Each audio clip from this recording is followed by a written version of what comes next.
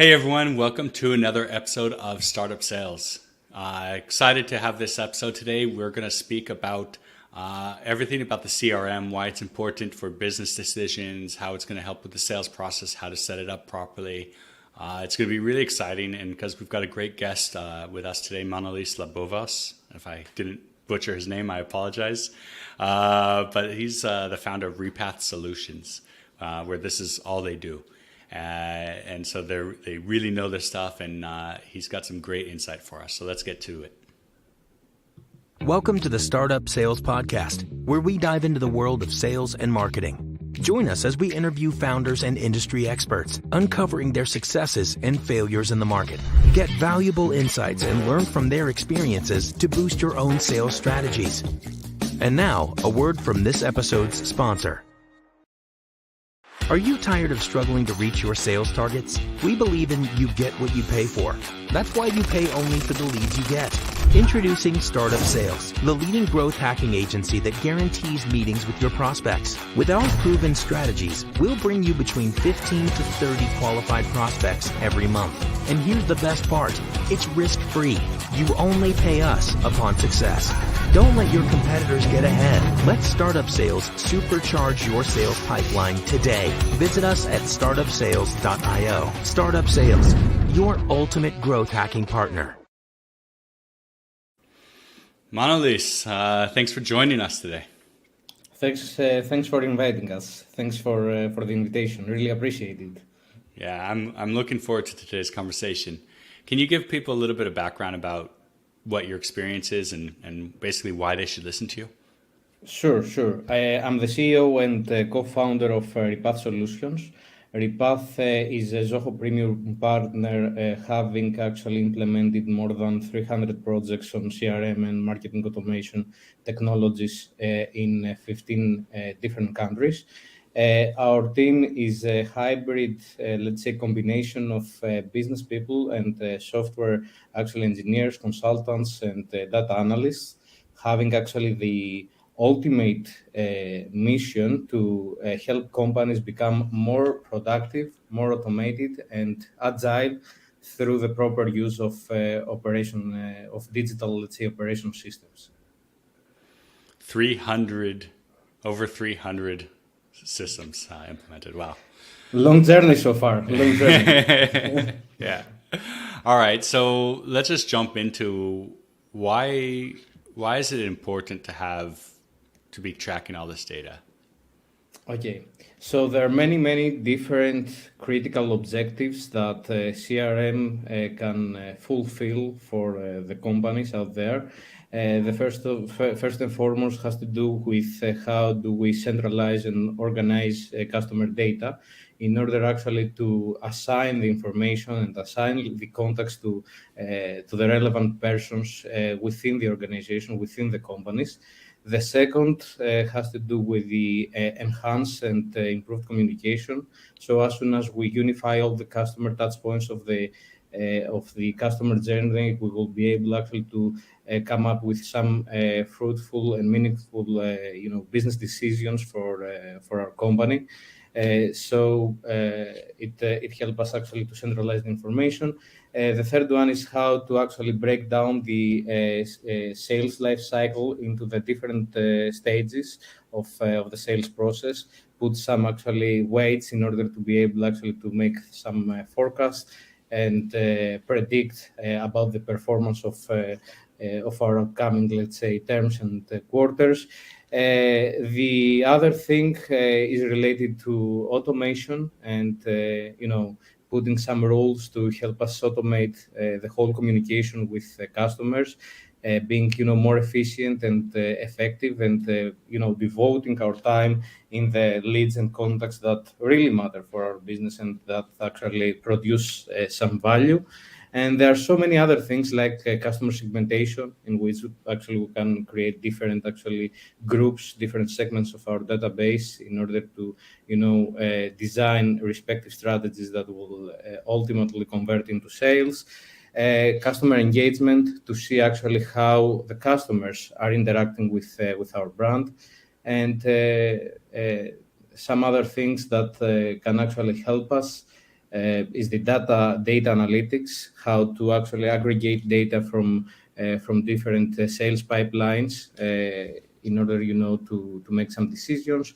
The integration with third-party systems, and the overall how CRM systems actually help us streamline all of our sales processes, and putting some rules in order to follow the specific processes that we have in the, let's say, traditional era of our company. And I will elaborate more on this later. I think it's a lot, because most people just think of the CRM as a sales tool. Like, okay, here's all my prospects I'm looking at. Here's my to-do tasks for the next thing, and then managing that. But all of what you said is so important, and there's so much more encompassing that.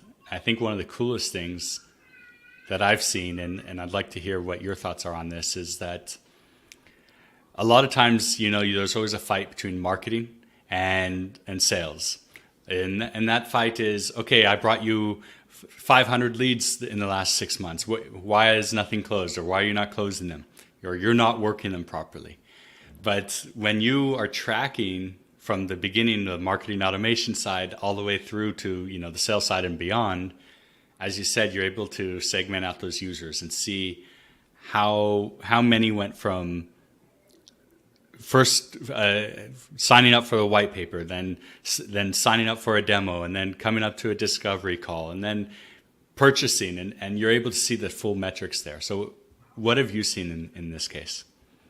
First of all, let me say that I'm avoiding actually the term of CRM. So because CRM has been progressed to an operating system, but just for the sake of the discussion and to be more comprehensive, that's why we mention CRM. CRM, I feel that has been replaced by the concept of operating system, based on which you connect different applications from different departments of your company in order actually to make some decisions and to have all the data into one single place. For example, let's say the fight and the battle between sales and marketing can be eliminated by connecting your marketing campaigns into your CRM, and ultimately have the mass mail, let's say, metrics underneath the CRM record. Respectively, you can actually connect the ticketing tool with the CRM, and therefore you will be able to see all the tickets, whether have been resolved actually by your contact center or not. And hence, you will be able actually to see how the customer has interacted with the whole company across different departments in a single and unified place. And let me say something which is actually predominant, let's say, theory and concept over the last 3 years. The importance of customer experience, right? Over the last few years, this has gradually, let's say, replaced by the concept of business of experience, in which actually you design the whole system and the whole infrastructure of your information, being in line with the vision of the company, the values, and the strategic objectives, not only with the sales and marketing, but also with the strategic direction of the company. Meaning that on the one hand, you had actually to integrate sales and marketing activities into one place, but now you integrate sales, marketing, support, HR, recruitment, because as soon as you want actually to create a new project and enhance your sales, you need actually new people on board in order to make that happen. So what will be the easiest way by having actually all the information from different departments into one centralized location? I like that you call it an operating system. I always, with my clients, I've always told them that, you need to look at the CRM, or the operating system now. I'm going to start using that. Not as just a CRM, but it should be like a kind of a central database of all the information for the company. Something that can integrate with all your different tools, bring everything into one place, so it's a unified place of truth. I can elaborate, for hours about all these concepts, but I know that the recording the podcast today's is limited, so I'm going actually to cover the very fundamental topics of Yeah. this operating system. But I forgot actually to mention. So if you look all the stages of the inbound, let's say, strategy, you will see also the stages of measuring the customer satisfaction in order, to get feedback about the products and the services that you are offering, because this is a constant, actually, if improvement and experimentation and iteration of your processes in order actually to enhance the quality of services that you are offering to the clients, right?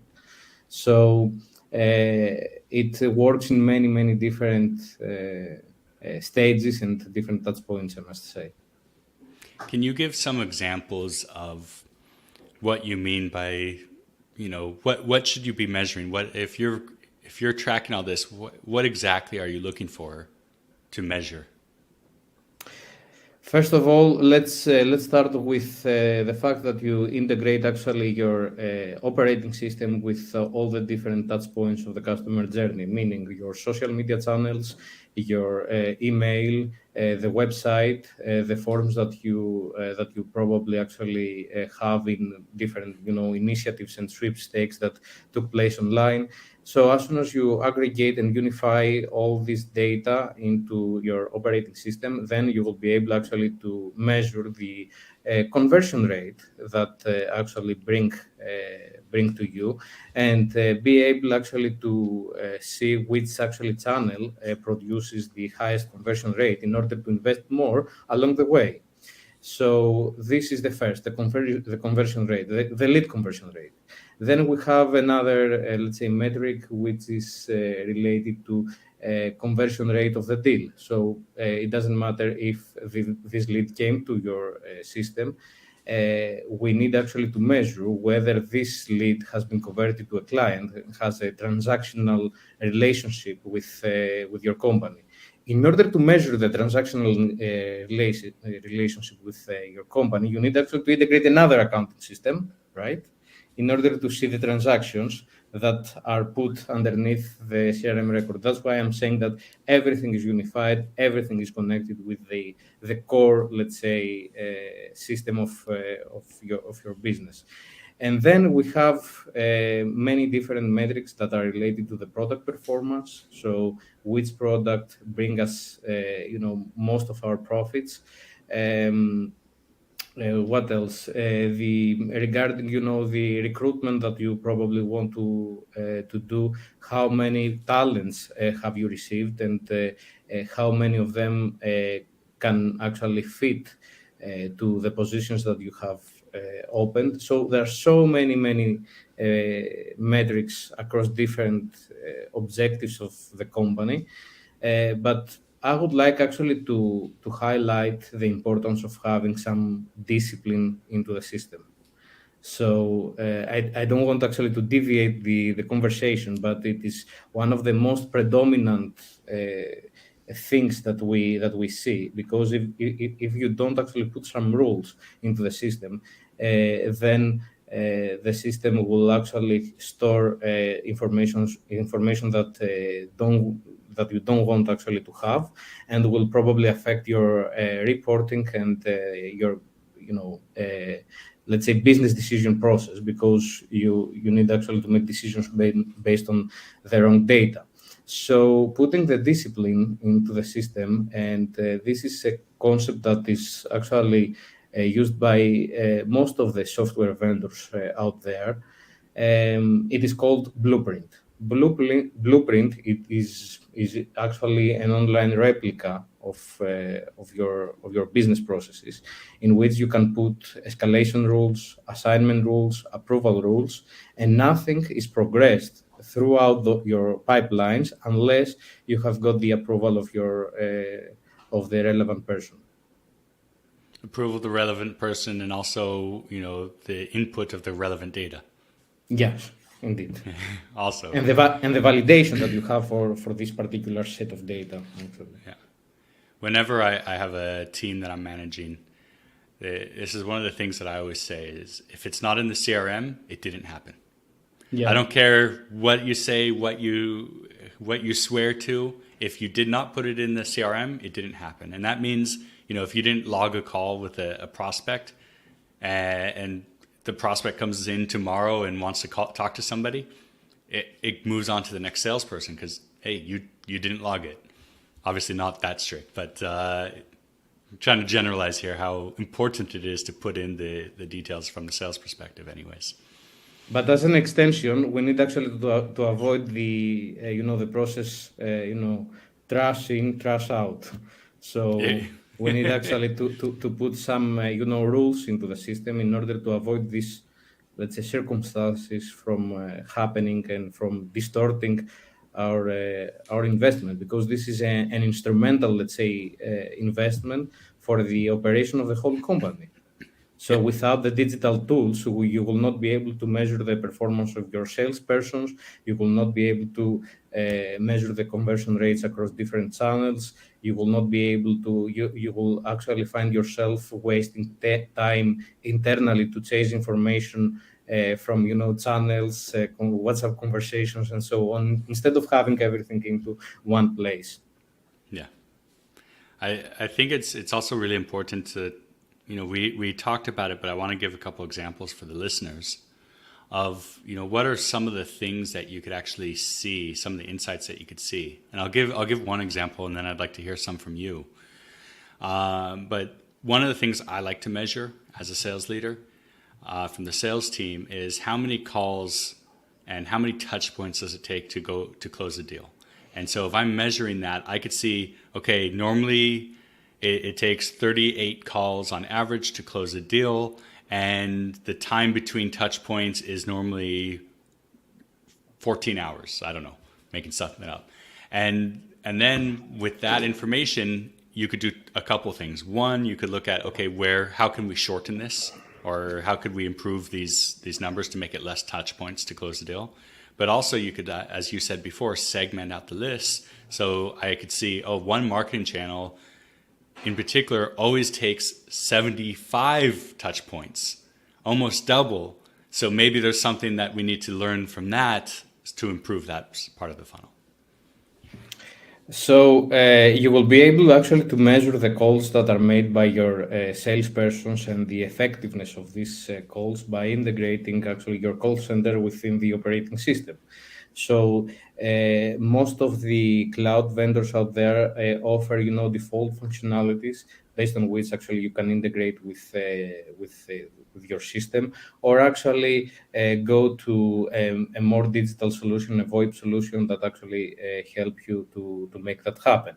So as soon as you gather all these calls and let's say the duration of these calls with your prospects and leads, you will see actually some reasons why specific deals didn't go through, or specific deals were successful enough to be closed. So based on this actually reasons, you can group and make some decisions about how you can actually enhance your sales in the long run. Yeah. So the input is really important actually to create some reports and actually segment the let's say the output of your efforts and of your calls in order to decide about the next steps of your sales, let's say, enhancements. Yeah, I mean, it's one thing to collect the data. It's the next thing is to actually look at the data and get insights from it. And to group also, to provide predefined actually questions in order and answers in order for you actually to be able to group. So this is A, B, C, or other. So if other, please specify, then you can actually pull this data into a report, and you will actually able to make some decisions based on these different variations of results that you have. This is why I always tell founders that I'm working with that it's super important that you, at the beginning of an early stage startup, that you do the sales, not just hire somebody to do them for you. Because that way you know what questions to ask for from the data once you start getting it. you know how to look at the data and to see what's there. Otherwise, you're completely blind, even if you have all the data in front of you. Funny enough, after 300 projects, I'm still doing the sales.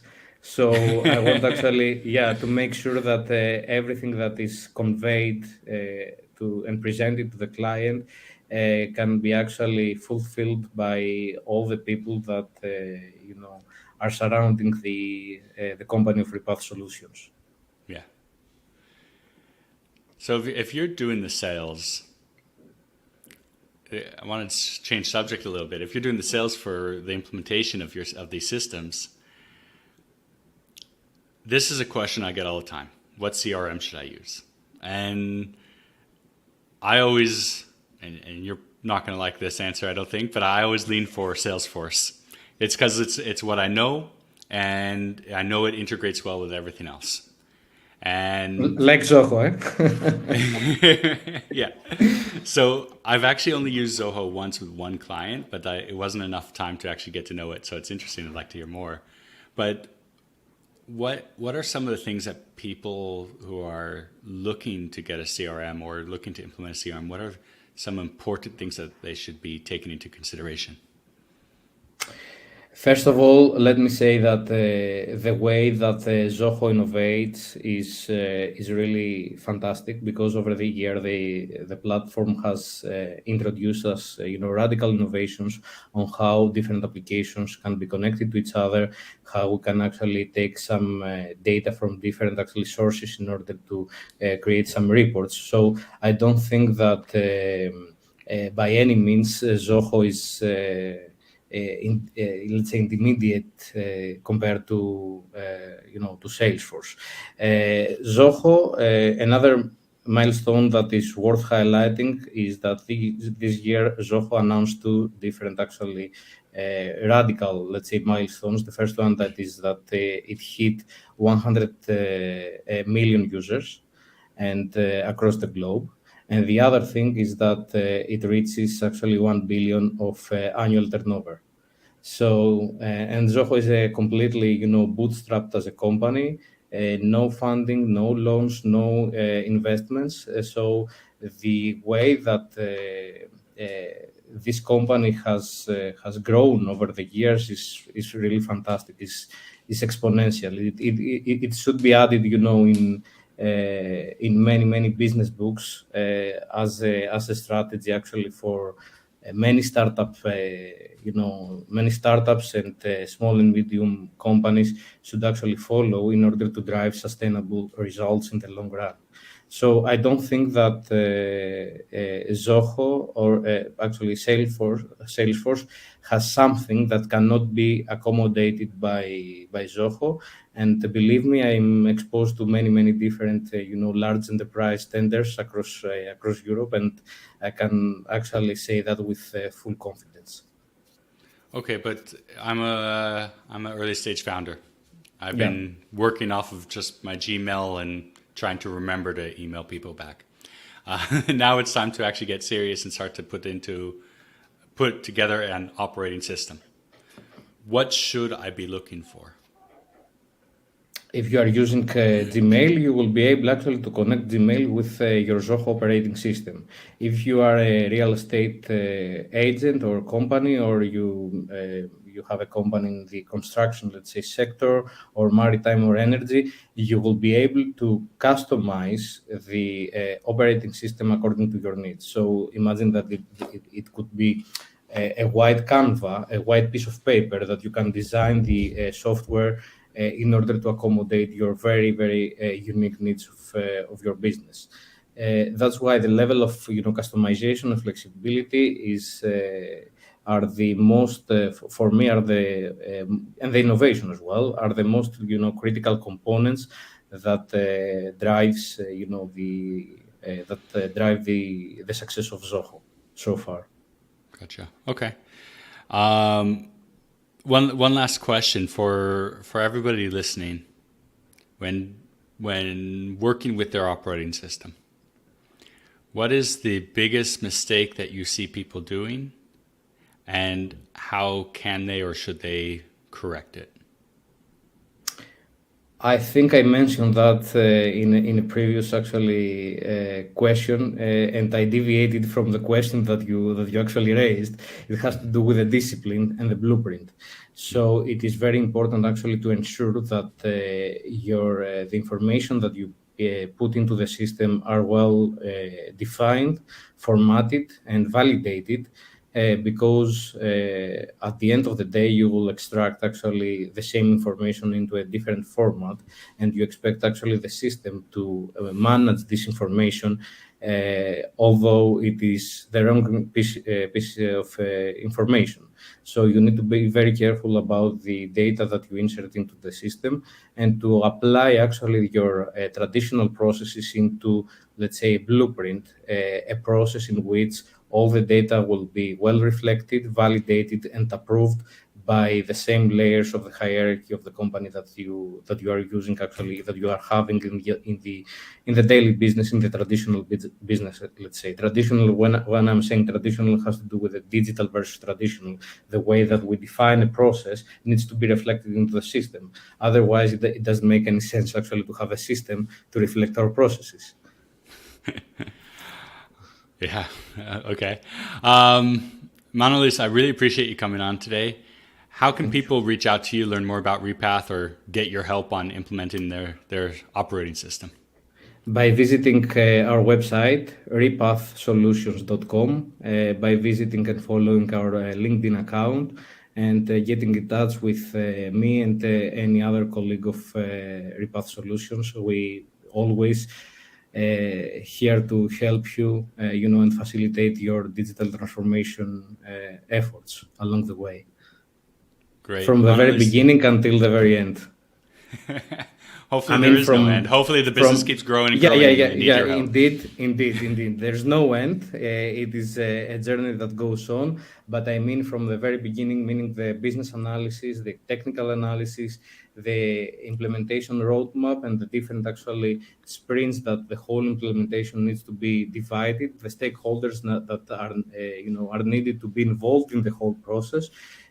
So every single process we have a different, let's say, set of skill sets and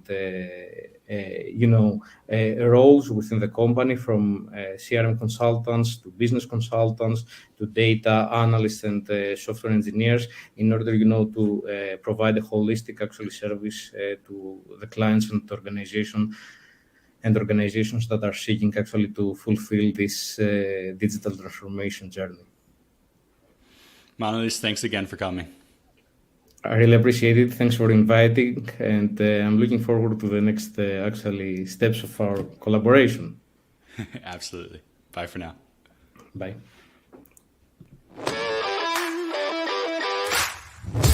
Thanks for listening to Startup Sales with Adam Springer. Subscribe to the podcast so you never miss an episode. Contact Adam about speaking engagements or consulting services at adam@startupsales.io.